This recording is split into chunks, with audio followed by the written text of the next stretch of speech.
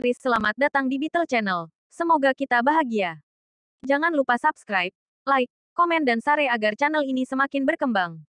Terima kasih. Novel Kemenangan Dalam Hidup. Bab 1194-1197. Saat itu, Ulrich dan Horace menggigil. Mereka menyadari bahwa mereka berada dalam masalah besar.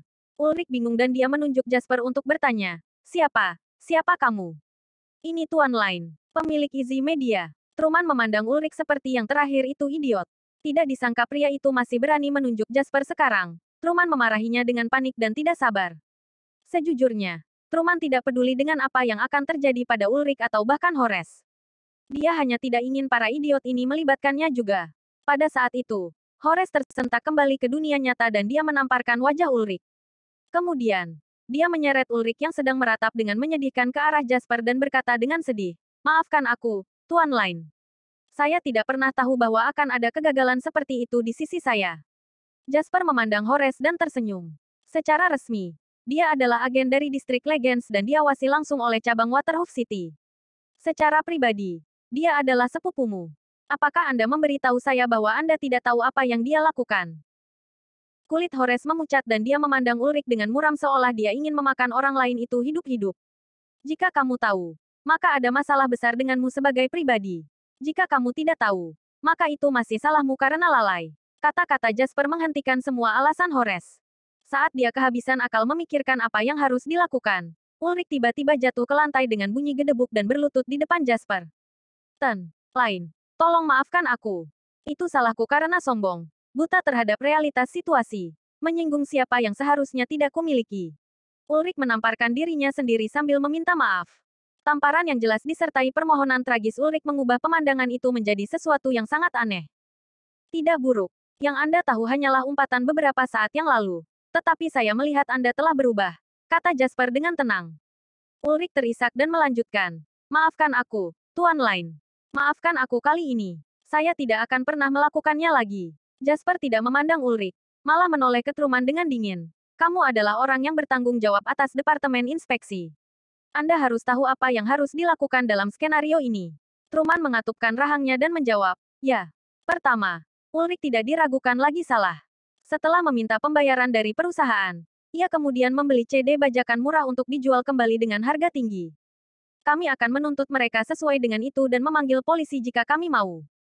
Selain itu, cabang Waterhoof City harus menghadapi konsekuensi berat atas kelalaian kepemimpinan. Horace adalah tersangka utama dan kami akan melakukan penyelidikan terhadapnya sesuai dengan peraturan perusahaan."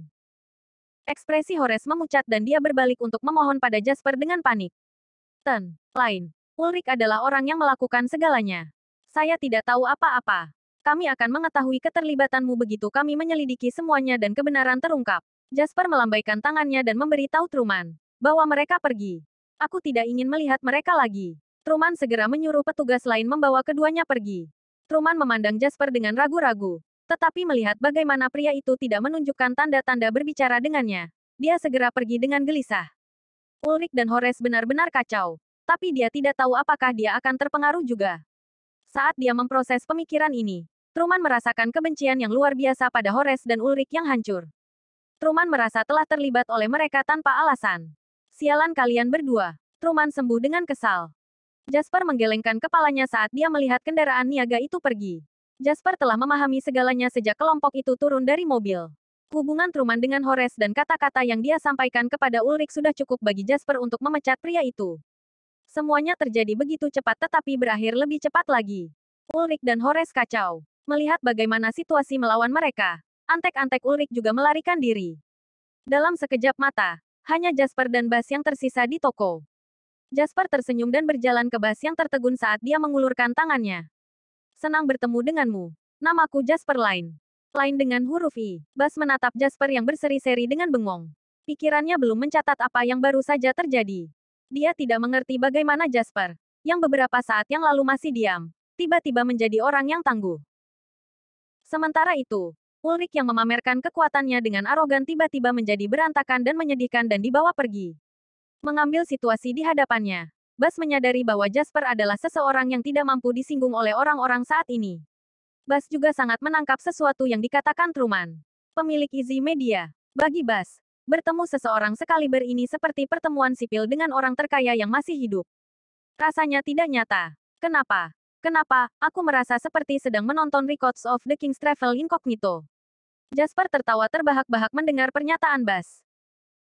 Bas menegaskan hal ini karena serial televisi itulah yang memulai tren negara yang bertindak lemah untuk menurunkan pertahanan lawan Anda sebelum akhirnya mengungkapkan betapa hebatnya Anda untuk menang. Meski seorang raja, pria itu suka melakukan perjalanan penyamaran dan baru mengungkapkan identitasnya setelah bertemu dengan berbagai pejabat yang menindas atau korup. Jasper merasa analogi itu agak tepat. Setelah tenang, Bas langsung sadar sesuatu. Dibandingkan dengan pria tangguh seperti Jasper, dia tidak lebih dari sebuah kolam di lumpur. Kenapa dia mencariku? Dengan mengingat pertanyaan ini, Bas menyeka kedua tangannya di pakaiannya dengan malu sebelum menjabat tangan Jasper. Kemudian, dia bertanya, kami tidak saling kenal. Mengapa Anda mencari saya? Meskipun Bas tidak percaya bahwa seseorang yang tangguh seperti Jasper dapat mencarinya untuk apapun, dia tidak tahu harus berkata apa lagi. Jasper tersenyum dan hendak menjawab ketika pintu belakang toko produk video dibuka. Seorang pria parubaya yang diam-diam berjalan masuk. Apakah mereka sudah pergi, Bas? Bas mengerutkan kening saat melihat pria parubaya itu. Dia menjawab dengan acuh tak acuh. Mereka sudah pergi. Anda bisa keluar dengan santai. Lain. Ini pamanku Rose. Di bawah perkenalan Bas, Jasper mengetahui bahwa Rose adalah pemilik sebenarnya dari toko tersebut.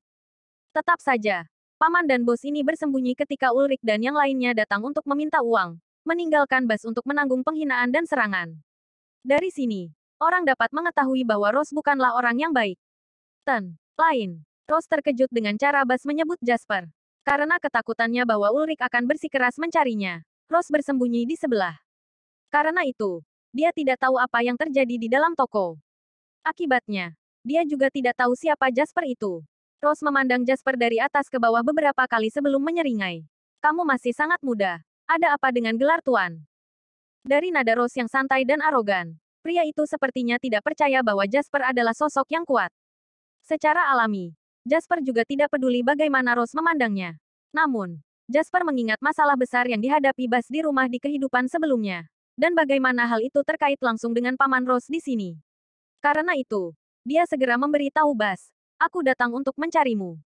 Ada sesuatu yang ingin saya bicarakan dengan Anda secara pribadi. Berbicara secara logis atau emosional, Bas tidak punya alasan untuk menolak Jasper setelah pria itu baru saja menyelamatkannya.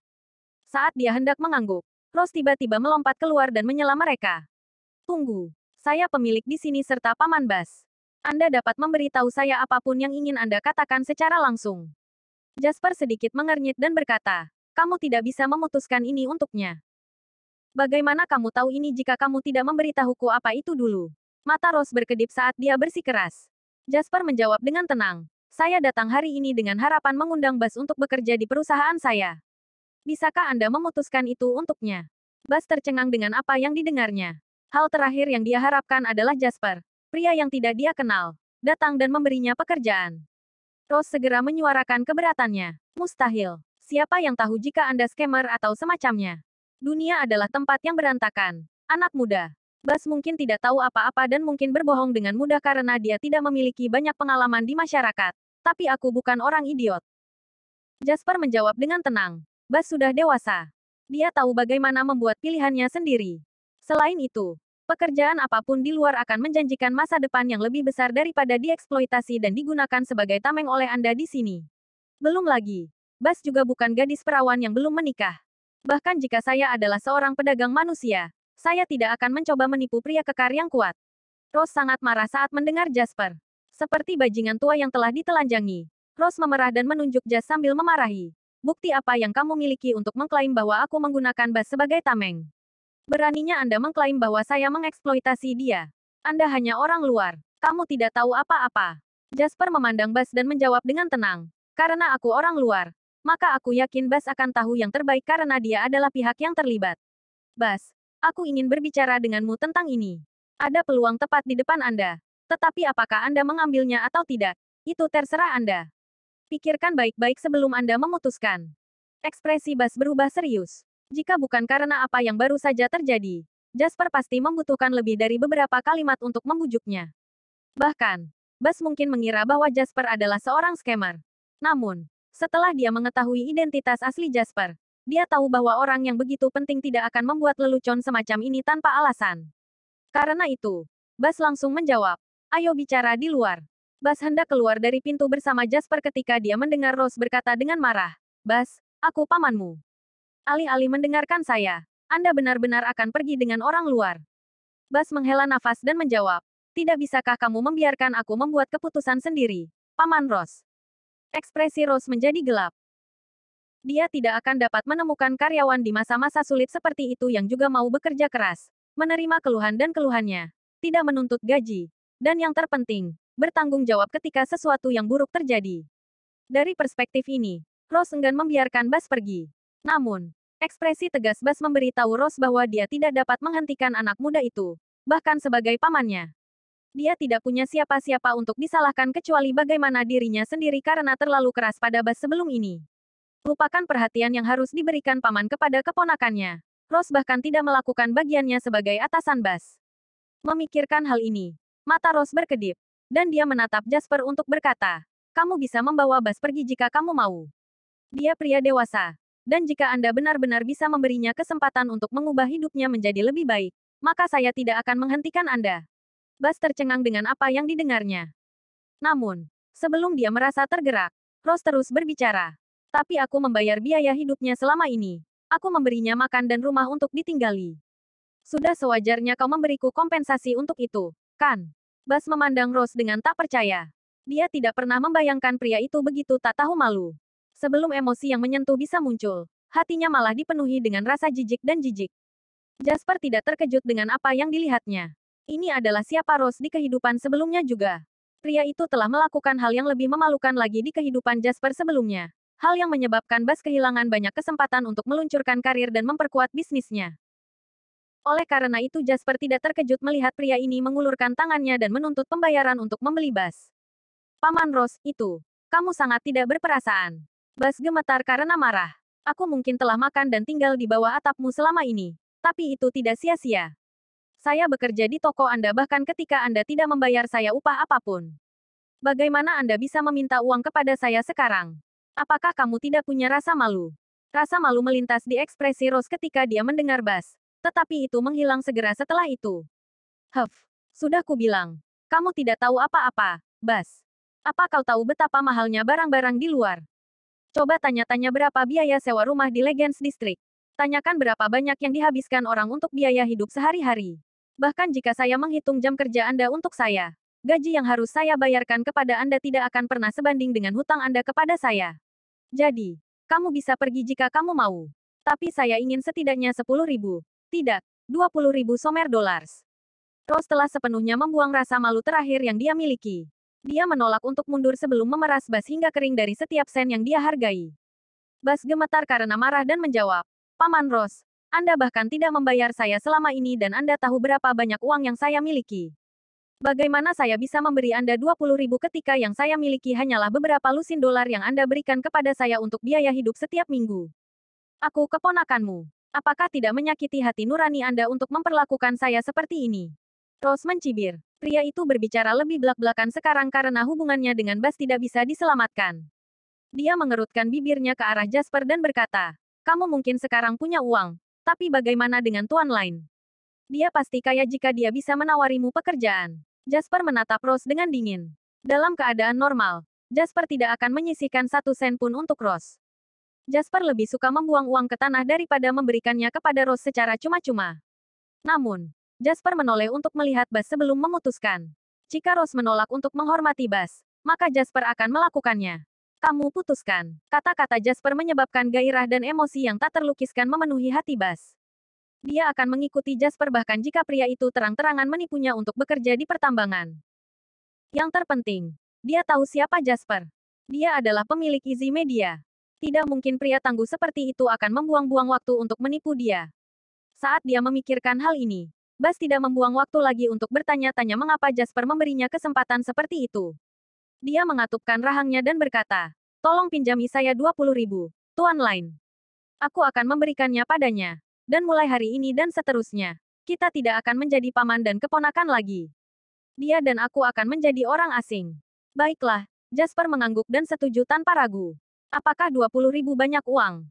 Bagi orang biasa, 20.000 adalah penghasilan bersih yang mereka hasilkan dalam setahun. Tetapi ini hanya karena Waterhoof City membayar gaji yang lebih tinggi. Tetap saja, itu cukup beruntung. Namun, jumlah ini tidak berarti bagi Jasper. Jasper telah mendapatkan lebih dari 20.000 selama waktu yang terbuang di sini. Aku tidak punya banyak uang sekarang. Jadi datanglah ke bank bersamaku, kata Jasper. Ini adalah permintaan logis karena tidak ada yang mau membawa uang tunai senilai 10.000 tanpa alasan. Rose, bagaimanapun, diam-diam merasa menyesal ketika dia melihat betapa mudahnya Jasper menjawab. Dia bertanya-tanya apakah dia telah meminta terlalu sedikit uang. Dia seharusnya meminta 30.000 sebagai gantinya. Apa yang dipikirkan Rose tidak masalah, karena ketiganya segera tiba di bank terdekat. Jasper berjalan langsung ke konter dan menyerahkan kartunya kepada karyawan itu. Tarik 20.000. Karyawan itu terkejut saat melihat kartu ICBS VIP Black milik Jasper. ICBS tidak akan mengeluarkan kartu ini kecuali pemiliknya memiliki aset lebih dari 100 juta. Karyawan itu tersenyum dengan antusias dan dengan cepat memasukkan kartu itu ke dalam pembacanya. Saldo akun 10 digit muncul di layar saat karyawan itu kehabisan napas. Sialan. 2,1 miliar. Saldo akun pribadi pria ini sama dengan simpanan kumulatif dari 3 outlet mereka. Rose, yang mengikuti Jasper dari dekat, melihat sosok itu juga. Dia bingung. Ketika Rose pertama kali melihat nomor itu, dia mengira dia salah mengira nomor telepon seseorang. Namun, dia segera menyadari bahwa nomor telepon Somer tidak dapat dimulai dengan 21, juga tidak bisa sepanjang 10 angka. Rose menelan ludah dan menatap Jasper, memucat ketakutan. Jika Jasper hanya sedikit kaya, Rose akan memikirkan bagaimana dia bisa memerasnya dari gaji lagi. Namun, melihat betapa kaya pria itu sekarang, keserakahan Rose berubah menjadi teror. Orang idiot manapun akan dapat mengatakan bahwa tingkat kekayaan tertentu identik dengan kekuasaan. Jasper menyerahkan 20.000 Somer dolar kepada Rose dan berkata dengan tenang, "Kenapa? Bukankah ini yang kamu inginkan?" Rose menelan ludah dengan keras dan dia menjawab dengan gemetar, "Hanya saja, Tuan Lain. Aku sebenarnya, lupakan." Jasper tidak punya keinginan untuk mendengarkan apa yang ingin dikatakan Rose. Jasper tidak mau mendengarkan apa yang ingin dikatakan oleh seorang pria yang rela memojokkan keponakannya sendiri sampai putus asa. Ini adalah uang yang saya pinjamkan kepada Bas. Apa yang ingin dia lakukan dengan itu tidak ada hubungannya denganku. Yang saya harap adalah Anda menjunjung tinggi kesepakatan Anda. Mulai sekarang, jangan ganggu atau ganggu Bas lagi dengan alasan apapun. Kalian berdua bukan lagi paman dan keponakan. Kalian berdua hanya orang asing. Mengerti? Kata-kata Jasper adalah untuk mencegah peristiwa tragis di kehidupan masa lalunya terjadi lagi pada Bas. Ya baiklah, Rose mengambil uang itu dan berbalik untuk melarikan diri tanpa menatap Jasper lagi. Setelah Rose pergi, Jasper menggenggam bahu Bas yang putus asa dan berkata, "Kadang-kadang kerabat mungkin tidak memperlakukan Anda dengan baik, sementara orang asing berpotensi menjadi orang kepercayaan. Itu hanya tergantung pada orangnya." Bas mengangguk, memahami niat Jasper untuk menghiburnya. Dia menyeringai untuk mengungkapkan senyum masam.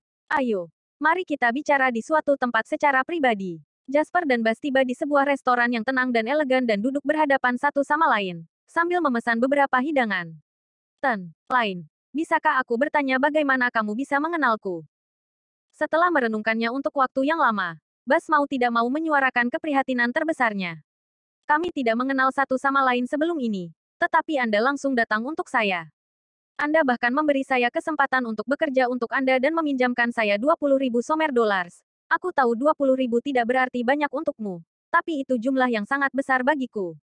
Jasper terkekeh dan menjawab dengan penuh arti. 20.000 ini benar-benar tidak ada apa-apanya dibandingkan dengan bantuan yang saya dapatkan sebelumnya. Jasper memikirkan kembali bagaimana teleponnya diledakkan dengan telepon yang menuntutnya untuk membayar utangnya kepada rentenir online, dan bagaimana dia bahkan tidak bisa pulang karena itu. Itu adalah Bas, pria yang sama yang duduk dengan hati-hati dan dengan hormat di depannya sekarang, yang membantunya setiap saat. Jasper merasa emosional sekarang setelah memikirkannya. Dia mengakui bahwa dia bukan orang suci, tetapi hal terpenting yang dibutuhkan orang adalah hati nurani. Mempertimbangkan situasi Jasper di kehidupan sebelumnya, Bas sudah dianggap sebagai orang hebat karena tidak menghindari Jasper. Namun, atasan ini bahkan mengeluarkan uangnya sendiri untuk membantu melunasi utangnya berkali-kali.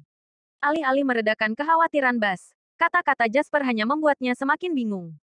Bersambung. Terima kasih telah menyaksikan dan terima kasih telah mendukung channel ini.